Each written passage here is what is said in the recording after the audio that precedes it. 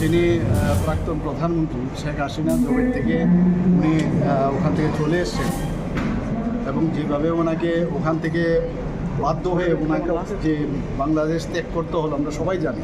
তারপর থেকে আমরা জানি যে এখানে কি হতে যাচ্ছে।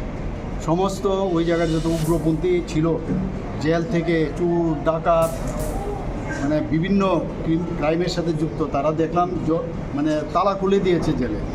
তো এক্সপেক্টই করা যেতে পারে যে কী অবস্থা। এবং যেহেতু এটা একটা ইন্টারন্যাশনাল বিষয়, এই বিষয়ে এখান থেকে আমাদের সবসময় আমাদের যা নিয়ম সেই অনুযায়ী সব রিপোর্ট আমরা দিল্লিতে আমরা জানিয়েছি এবং যে কোনো পরিস্থিতিতে আমরা কিন্তু তৈরি আছি, যতটুকু আমি বলতে পারি।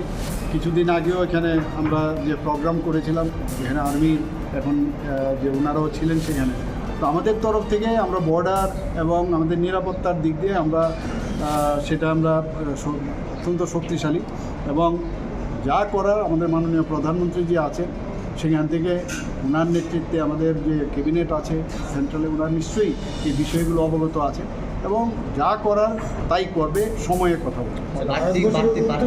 নিরাপত্তার ব্যবস্থা আমি তো বললাম অলরেডি, তো আমাদের মানে যখন প্রয়োজন হবে। আর এখানে তো ফিজিক্যাল প্রেজেন্স এখন প্রয়োজন হয় না, এখন তো টেকনোলজির যুগ। আপনারা দেখেছেন ড্রোনের মাধ্যমে ঘরে বসে S-400 আমাদের এখন আছে। তো এয়ার ডিফেন্স সিস্টেম এভরিথিং এখন না ফিজিক্যালি বর্ডারে দাঁড়াতে হবে, তারও দরকার নেই। তো এইসব টেকনোলজি ভারতবর্ষে কী আছে, কিছুদিন আগে আসাম রাইফেলসে অলরেডি আপনারা দেখেছেন ডেমনস্ট্রেট করেছে দ্যাট উই আর অলরেডি মানে রেডি ফর এনি সিচুয়েশন।